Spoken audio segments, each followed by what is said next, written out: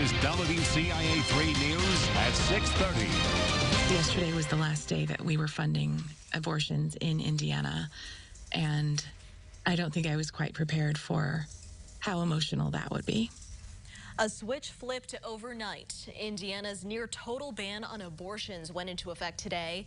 In tandem this morning, Planned Parenthood of Illinois announced its Champaign Center will offer in-clinic or surgical abortions for the first time. That's right. The organization says this will double access in central Illinois. Investigative reporter Renee Cooper joins us now. So, Renee, there's increased demand, too. Well, McLeod, I was told the Champaign location was incredibly busy today, which is why we couldn't get a look inside. And it makes sense. Prior to today, Indiana was considered an access haven for people living in western Kentucky and Tennessee as well. And overnight, Illinois became the nearest option, and that was expected, which is why the Champaign Clinic was expanded. And take a look at this map. Planned Parenthood in Springfield, Granite City over near St. Louis, and Fairview Heights, those were already options. Now, Champaign is much closer to central Indiana. It's now the fourth downstate facility to offer the procedure.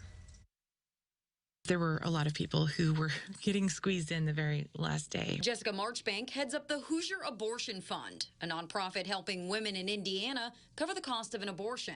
And I ended up chatting with someone who did share her story. Marchbank told me about her client, one of the last to get an abortion in Indiana. Her last pregnancy was complicated and dangerous, and so she knew that would be her last child.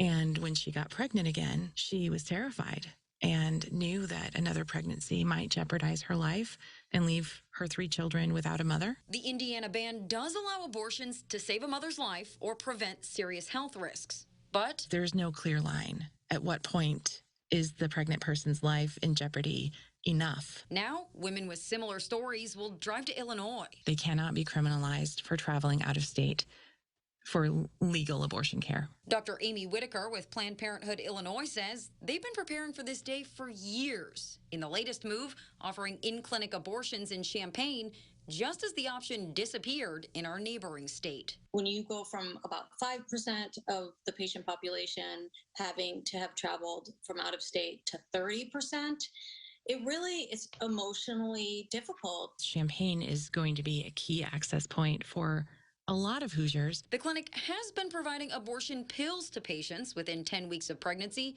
like the rest of these downstate clinics. We had been able to meet the demand in central Illinois with our Springfield Health Center providing in-clinic abortion services. Now, the Champaign Clinic has a recovery room for those seeking the procedure up to 22 weeks. In the first 8 days, with increased services, Whitaker says wait times have largely gone unimpacted. In August, we funded 370 people at over $97,000. Staggering numbers that we've never seen that high before. Then it halted overnight. I'm always kind of bracing myself because it wouldn't be unusual to have like 30 new messages. And this morning I opened it up and there were no messages at all.